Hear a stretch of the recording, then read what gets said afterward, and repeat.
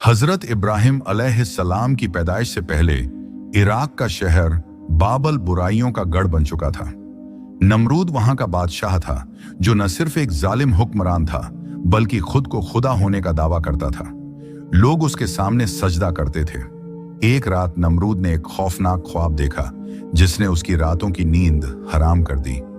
उसने देखा कि आसमान से एक चमकता हुआ सितारा निकला जिसकी रोशनी इतनी तेज थी कि उसने सूरज और चांद की चमक को भी खत्म कर दिया। पूरा शहर उस सितारे की रोशनी में डूब गया, लेकिन नमरूद का महल अंधेरे में डूब गया। सुबह होते ही उसने अपने दरबार के सबसे बड़े नजुमियों और काहिनों को बुलाया। जब उन्होंने ख्वाब की ताबीर बताई तो नमरूद के पैरों तले से जमीन निकल गई।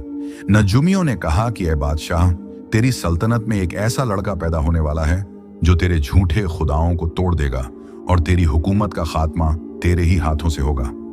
नमरूद ने अपनी कुर्सी बचाने के लिए एक निहायत ही जालिमाना फैसला किया। उसने हुक्म दिया कि उस साल जितने भी लड़के पैदा हों उन्हें तुरंत कत्ल कर दिया जाए। सिपाही घर घर घुसने लगे। हर गली में मासूम बच्चों की चीखें गूंजने लगी। माओं की गोदें उजाड़ दी गईं। नमरूद ने मर्दों और औरतों को अलग करने का भी हुक्म दे दिया ताकि नए बच्चे पैदा ही न हों। लेकिन अल्लाह का मंसूबा इंसानी सोच से कहीं ऊपर है। हजरत इब्राहिम अलैहिस्सलाम के वालिद आजर, जो नमरूद के बहुत करीबी और बुत तराश थे, उनकी बीवी हजरत आमिला उम्मीद से थीं। अल्लाह ने उनके पेट का उभार छुपा दिया ताकि किसी को पता न चले कि वो मां बनने वाली है। जब हजरत इब्राहिम अलैहिस्सलाम की पैदाइश का वक्त करीब आया तो उनकी मां सख्त परेशान थी। वो जानती थी कि अगर शहर में किसी को जरा भी खबर हुई तो उनका बच्चा जिंदा नहीं बचेगा। वो खामोशी से रातों के अंधेरे में शहर से दूर एक पहाड़ी की तरफ निकल गईं, जहां एक पुरअसरार गुफा थी। उसी अंधेरी और ठंडी गुफा में हजरत इब्राहिम अलैहिस्सलाम की पैदाइश हुई। वो कोई आम बच्चा नहीं था। पैदा होते ही उनके चेहरे से एक ऐसी रोशनी निकल रही थी जिसने गुफा के अंधेरे को दूर कर दिया। उनकी मां ने उन्हें देखा, उनका दिल ममता से भर आया, लेकिन डर इतना था कि वो उन्हें वहां रख नहीं सकती थी। भारी दिल के साथ उन्होंने अपने नन्हे बच्चे को एक कपड़े में लपेटा और गुफा के एक कोने में लेटा दिया। उन्होंने गुफा के दरवाजे को पत्थरों से ढक दिया ताकि कोई दरिंदा अंदर न जा सके, और रोती हुई वापस शहर आ गईं। उन्हें सिर्फ अल्लाह पर भरोसा था। अब सवाल यह था कि एक मासूम बच्चा जिसे हर कुछ घंटे में दूध की जरूरत होती है, वो उस वीरान गुफा में कैसे जिंदा रहेगा। यहां अल्लाह की कुदरत का वो करिश्मा जाहिर हुआ जो दुनिया ने कभी नहीं देखा था। इस्लाम की पुरानी और मोहतबर किताबों में जिक्र मिलता है कि अल्लाह ने हजरत इब्राहिम अलैहिस्सलाम की उंगलियों में कुदरती खुराक रख दी थी। जब उन्हें प्यास लगती वो अपनी एक उंगली चूसते तो उससे मीठा पानी निकलता। जब भूख लगती दूसरी उंगली से गाढ़ा दूध निकलता, तीसरी उंगली से शहद और चौथी से शक्कर जैसा मिठास निकलता। फरिश्ते उनकी हिफाजत के लिए मुकर्रर थे। वो अंधेरी गुफा उनके लिए एक महफूज किले की तरह बन गई थी। हजरत इब्राहिम अलैहिस्सलाम वहां तन तन्हा नहीं थे, बल्कि अल्लाह की खास रहमत उनके साथ थी। हजरत इब्राहिम अलैहिस्सलाम की परवरिश आम इंसानों जैसी नहीं थी। अल्लाह ने उन्हें नबुव्वत के लिए तैयार करना था, इसलिए उनका जिस्म बहुत तेजी से बढ़ने लगा। रिवायतों में आता है कि हजरत इब्राहिम अलैहिस्सलाम एक दिन में इतना बढ़ते थे जितना एक आम बच्चा एक महीने में बढ़ता है, और एक महीने में उनका कद व कामत इतनी हो जाती थी जितनी एक साल के बच्चे की होती है। उनकी मां चोरी छिपे कभी कभी गुफा में उनसे मिलने आती थी। जब वो पहली बार कुछ दिनों बाद गईं तो उन्होंने देखा कि उनका बच्चा मरा नहीं बल्कि एक तंदुरुस्त लड़के की तरह खेल रहा है। मां की हैरत की इंतहा न रही जब उन्होंने देखा कि उनका बच्चा अपनी उंगलियां चूस कर पेट भर रहा है। उन्हें यकीन हो गया कि यह बच्चा कोई मामूली इंसान नहीं है। हजरत इब्राहिम अलैहिस्सलाम कई साल उस गुफा में रहे। उन्होंने ना कभी सूरज देखा था, ना चांद, ना लोग। उनका जहन बिल्कुल साफ था। जैसे जैसे वो बड़े हुए उनके अंदर कायनात को समझने की तड़प पैदा हुई।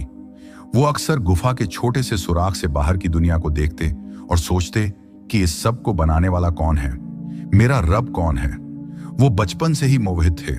उनका दिल गवाही देता था कि ये पहाड़, ये मिट्टी और ये कायनात खुद ब खुद नहीं बनी। एक दिन उन्होंने अपनी मां से पूछा कि मेरा रब कौन है। मां ने कहा कि मैं। उन्होंने पूछा कि आपका रब कौन है। मां ने कहा कि तुम्हारे वालिद। उन्होंने फिर पूछा कि मेरे वालिद का रब कौन है?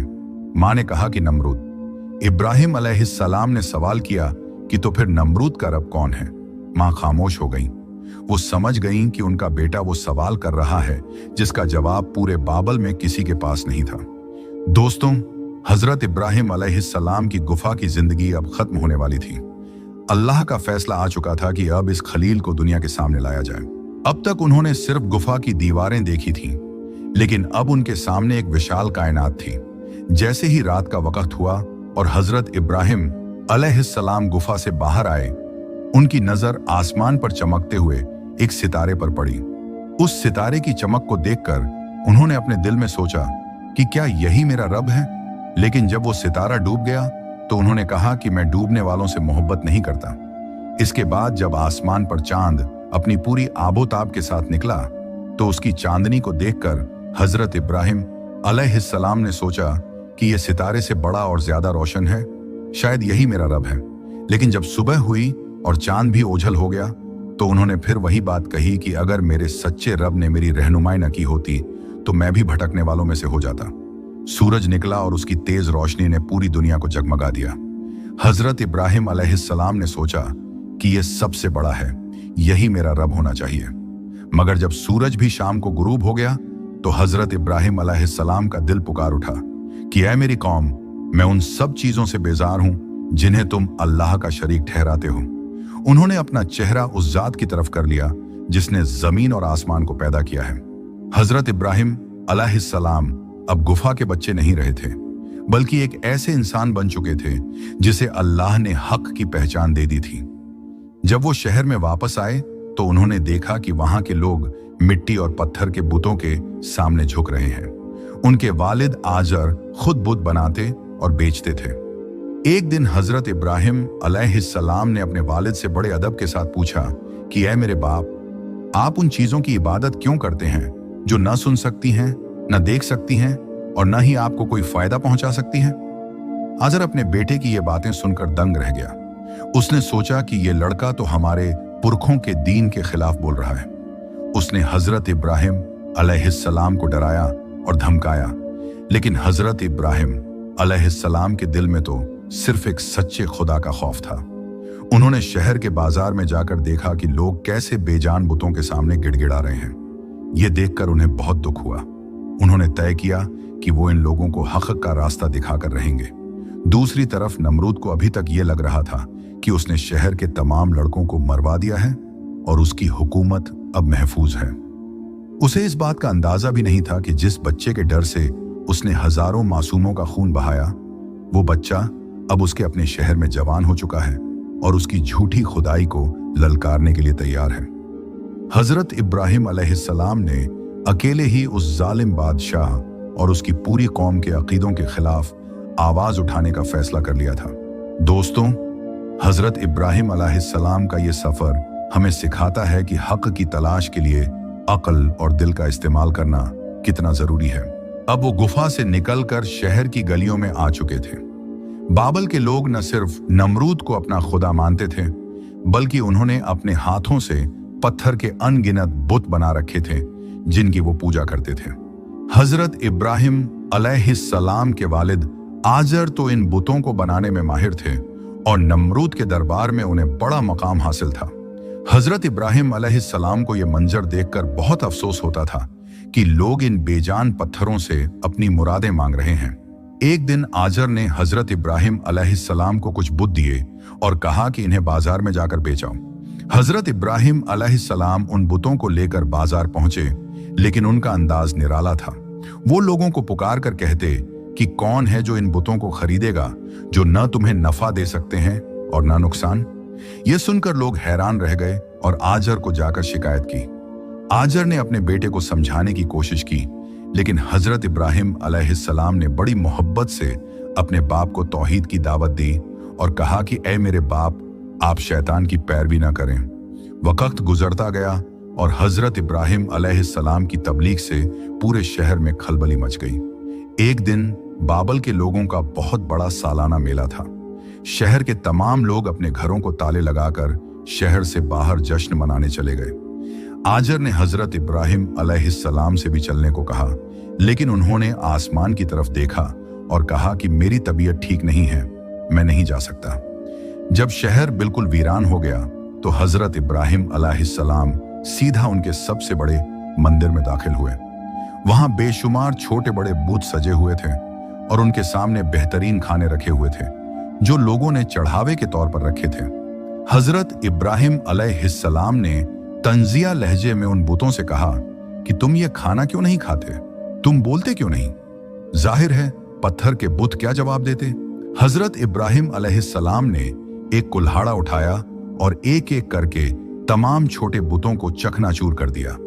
उन्होंने सिर्फ सबसे बड़े बुत को उसकी जगह पर सलामत रहने दिया और अपना कुल्हाड़ा उस बड़े बुत के कंधे पर लटका दिया।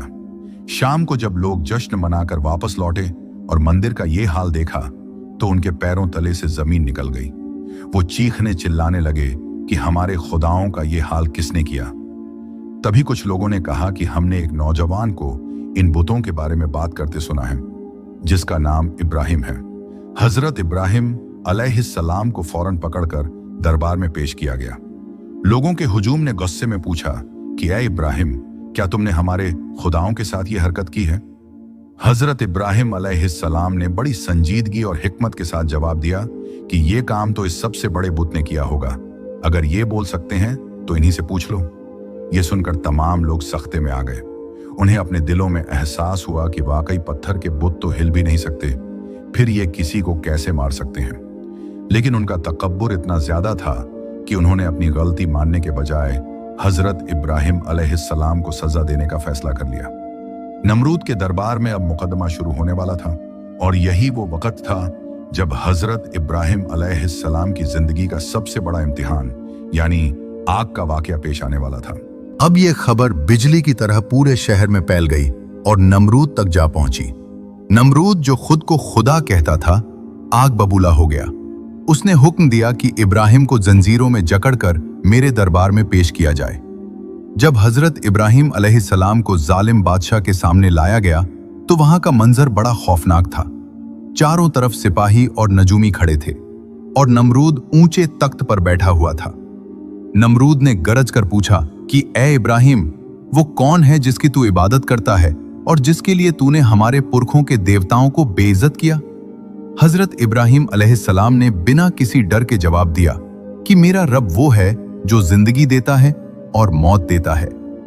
नमरूद ने बड़े घमंड से हंसते हुए कहा कि जिंदगी और मौत तो मेरे हाथ में है।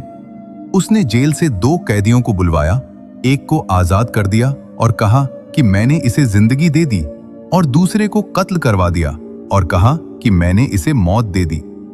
हजरत इब्राहिम अलैहिस्सलाम समझ गए कि ये शख्स अपनी बेवकूफी को दलील बना रहा है। उन्होंने फौरन दूसरी दलील दी और कहा कि मेरा रब वो है जो सूरज को पूरब से निकालता है। अगर तू खुदा है तो इसे पश्चिम से निकाल कर दिखा। ये सुनते ही नमरूद सन्न रह गया। उसके पास इस बात का कोई जवाब नहीं था। कुरान में आता है कि वो काफिर हक्का बक्का रह गया, लेकिन हक बात सामने आने के बावजूद उसका दिल नहीं पिघला। उसने इसे अपनी हार समझा और अपनी साख बचाने के लिए एक निहायत ही खौफनाक साजिश रची। नमरूद ने ऐलान किया कि इब्राहिम को ऐसी सजा दी जाएगी जिसे आने वाली नस्लें याद रखेंगी। उसने हुक्म दिया कि एक बहुत बड़ा मैदान तैयार किया जाए और पूरे मुल्क से लकड़ियां जमा की जाएं। महीनों तक लकड़ियां इकट्ठी की गईं। लकड़ियों का ढेर इतना ऊंचा हो गया कि परिंदे भी उसके ऊपर से उड़ने से डरते थे। जब उस ढेर में आग लगाई गई तो उसके शोले आसमान को छूने लगे। आग की तपिश इतनी ज्यादा थी कि कोई इंसान उसके करीब नहीं जा सकता था। अब मसला ये था कि हजरत इब्राहिम अलैहिस्सलाम को इस दहकती हुई आग के बीच कैसे फेंका जाए। तब शैतान ने एक इंसान के रूप में आकर उन्हें मशवरा दिया कि एक मंजनीक यानी एक बड़ा गुलेल जैसा आला तैयार किया जाए जिससे उन्हें दूर से आग में फेंका जा सके। हजरत इब्राहिम अलैहिस्सलाम को मंजनीक में बांध दिया गया। इस नाजुक घड़ी में भी उनके चेहरे पर कोई शिकन नहीं थी। रिवायतों में आता है कि हजरत जिब्रील अलैहिस्सलाम उनके पास आए और पूछा कि ए इब्राहिम, क्या आपकी कोई हाजत है? क्या मैं आपकी मदद करूं? हजरत इब्राहिम अलैहिस्सलाम ने जवाब दिया कि मुझे आपसे कोई हाजत नहीं है, मेरा अल्लाह मेरे लिए काफी है और वही बेहतरीन कारसाज है। उनका यह जवाब अर्श तक गूंज गया। फिर जैसे ही उन्हें आग की तरफ फेंका गया, कुदरत का वो करिश्मा हुआ जिसने पूरी दुनिया को हैरान कर दिया। अल्लाह का हुक्म आया कि ए आग ठंडी हो जा और इब्राहिम के लिए सलामती बन जा। मंजर ऐसा था कि देखने वालों की रूह कांप रही थी और नमरूद ऊंचे टीले पर बैठकर अपनी जीत का जश्न देख रहा था। लेकिन जैसे ही हजरत इब्राहिम अलैहिस्सलाम आग के शोलों के बीच पहुंचे, अल्लाह का हुक्म होते ही वो आग जो सबको जलाकर राख कर देती थी, एक ठंडे और खुशनुमा बाग में तब्दील हो गई। रिवायतों में आता है कि आग के बीचों बीच फूल खिल गए और ठंडी हवाएं चलने लगी। हजरत इब्राहिम अलैहिस्सलाम वहां पूरी शान और शौकत और सुकून के साथ बैठे थे। नमरूद ने जब टीले से नीचे देखा तो उसकी आंखें फटी की फटी रह गईं। उसने देखा कि इब्राहिम आग में जलने के बजाय एक खूबसूरत चमन में तशरीफ फरमा है। उसने चीख कर पूछा कि ए इब्राहिम, ये क्या माजरा है? हजरत इब्राहिम अलैहिस्सलाम ने जवाब दिया कि ये मेरे उस रब की कुदरत है जिसने आग की तासीर बदल दी। कई दिनों तक वो आग जलती रही और जब आग पूरी तरह ठंडी हुई तो हजरत इब्राहिम अलैहिस्सलाम सही सलामत बाहर निकल आए। ये देखकर बाबल के बहुत से लोगों के दिलों में अल्लाह का डर और ईमान पैदा हो गया। हालांकि नमरूद के खौफ से बहुतों ने इसका इजहार नहीं किया, लेकिन नमरूद का तकब्बुर और बढ़ गया। उसने अल्लाह से मुकाबला करने की ठान ली। उसने एक बहुत बड़ा मीनार बनवाया ताकि आसमान के खुदा को देख सके, लेकिन अल्लाह की लाठी बेआवाज होती है।